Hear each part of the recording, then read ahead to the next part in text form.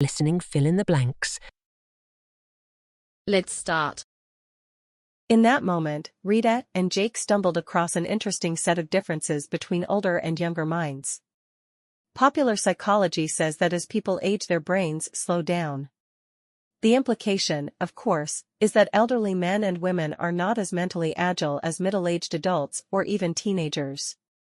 However, although certain brain functions such as perception and reaction time do indeed take longer, that slowing down does not necessarily undermine mental sharpness. Indeed, evidence shows that older people are just as mentally fit as younger people, because their brains compensate for some kinds of declines in creative ways that young minds do not exploit.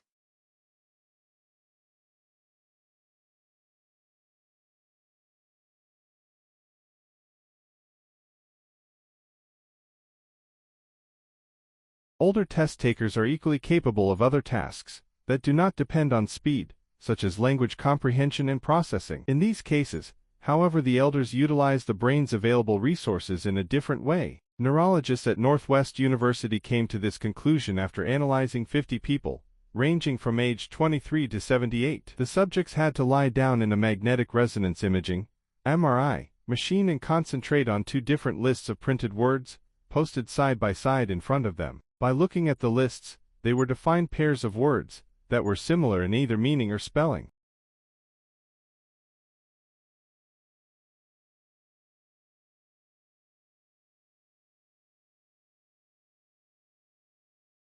To sum up, learning is affected by emotions of both the individual and significant others. Positive emotions facilitate the creative aspects of learning and negative emotions inhibit it. Fear, for example, can limit the development of curiosity, which is a strong force in scientific advance, because it motivates problem-solving behavior. In Bocart's 1991 review of emotion, the learning of very high IQ and highly achieving children, she found emotional forces in harness. They were not only curious, but often had a strong desire to control their environment, improve their learning efficiency, and increase their own learning resources.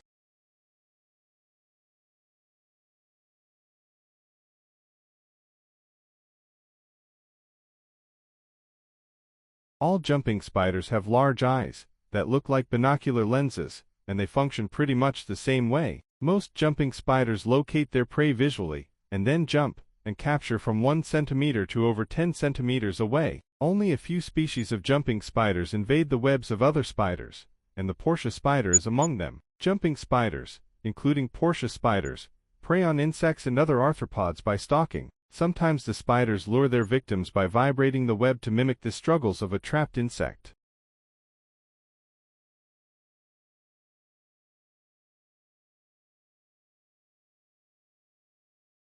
The eldest participants did just as well on the tests as the youngest did, and yet the MRI scans indicated that in the elders' brains, the areas which are responsible for language recognition and interpretation were much less active. The researchers did find that the older people had more activity in brain regions responsible for attentiveness. Darren Gleitman, who headed the study, concluded that older brains solved the problems just as effectively, but by different means.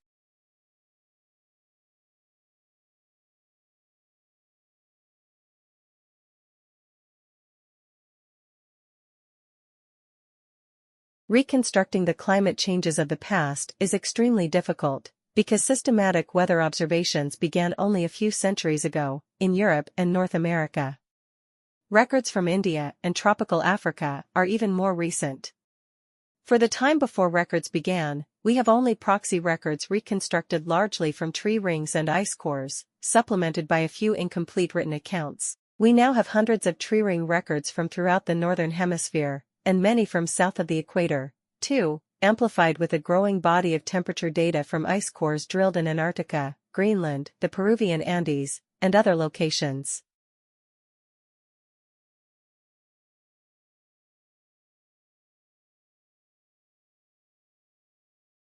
A marine turbine blade needs to be only 1/3 of the size of a wind generator to produce 3 times as much power. The blades will be about 20 meters in diameter, so around 30 meters of water is required. Unlike wind power, there are unlikely to be environmental objections. Fish and other creatures are thought unlikely to be at risk from the relatively slow turning blades. Each turbine will be mounted on a tower which will connect to the national power supply grid via underwater cables. The towers will stick out of the water and be lit to warn shipping, and also be designed to be lifted out of the water for maintenance and to clean seaweed from the blades.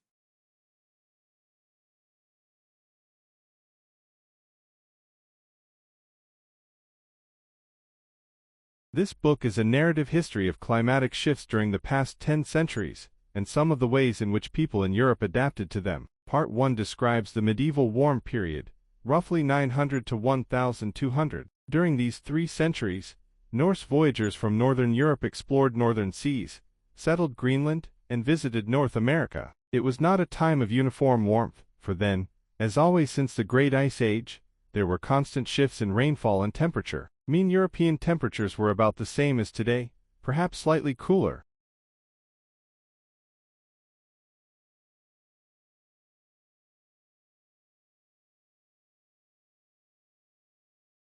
One technical difficulty is cavitation, where low pressure behind a turning blade causes air bubbles. These can cause vibration and damage the blades of the turbines. Dr. Bahej said, "We have to test a number of blade types to avoid this happening, or at least make sure it does not damage the turbines or reduce performance." Another slight concern is submerged debris floating into the blades. So far we do not know how much of a problem it might be. We will have to make the turbines robust because the sea is a hostile environment, but all the signs that we can do it are good.